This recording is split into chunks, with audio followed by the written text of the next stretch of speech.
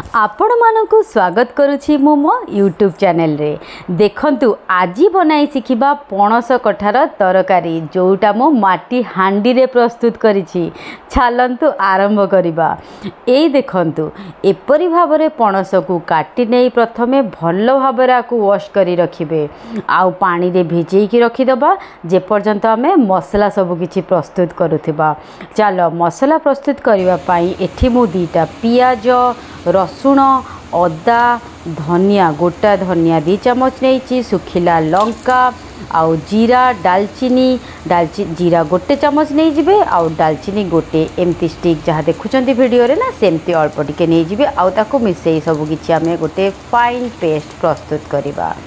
आउ एबे देखि नबा चलंतु कि मते सब किछि कोन इंग्रेडिएंट दरकार पड़ला। पणस जोटा कि मु फास्ट कही मु रखुची तापर एठी मु आलू 4टी काटिकी एमती बड़ बड़ पीस रखी देछि आउ 10 रु 12टी पियाज को एमती रिंग साइज रे काटी देछि। आपण माने भी एमती बहुत सारा प्याज नहीं किना पकाइबे तो टेस्ट बहुत बढ़िया आसीबो। 4टी टमाटर को एमती पीस पीस करी काटी नेछि आ एटा से मसला जोटा हमें ग्राइंड करी प्रस्तुत करी देछु। चलंतु मसला रे प्रथमे ऐड करबा। एठी मु हळदी पकैली तापरे मु एठी लंका गुंड एठी धनिया गुंड चिकेन मसला पाउडर जीरा गुंड आउ एठी मु लूण दे देबी।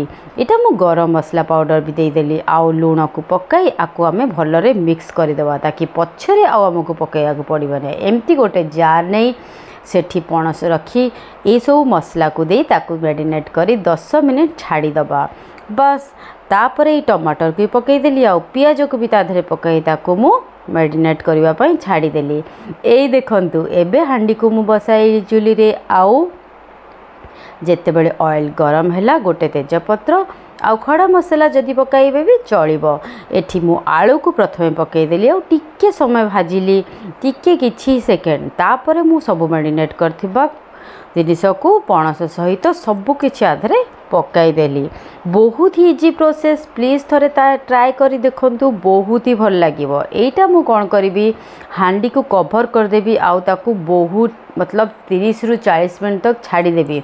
एबे मु एटा अट्टा दळी की रखिथिली जोटा में नॉर्मली रोटी पई यूज करू ना सेई अट्टा ताकू मु कोन करबी हांडी रे एमती भाबरे लगाई देबी। आपण भी एमती ही लगाई देबे आउ आराम से धीरे धीरे करिवे किछि असुविधा हो नाही बहुत बढ़िया से ये एमती लागी जिवो।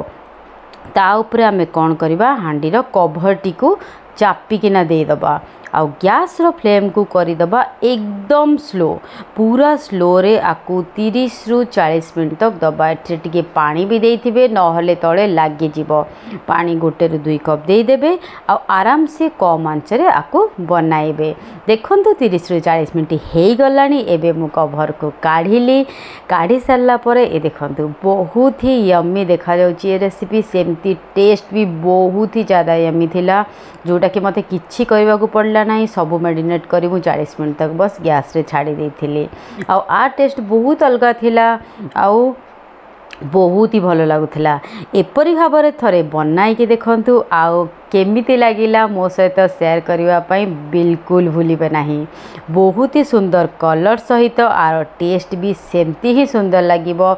आपण मानको बेसी मेहनत भी करिवा को पड़िबोनी आउ बहुत ही यम्मी रेसिपी बनी की तैयार हे जिवो। नॉर्मल पणस तो प्राय टाइम आम बनई थाउ लेकिन हांडी रे बनई थिबा ए पणस कठाटी थिला बहुत ही स्वादिया। तो थरे एमती बनाई कि देखंतु आउ केमती लागिला मते जणाइबा को भूलिबे नाही। जदी रेसिपीटी भलो लागिला प्लीज गोटे लाइक कमेंट आउ शेयर करबा को तो बिल्कुल भूलिबे नाही। Tata bye bye thank you.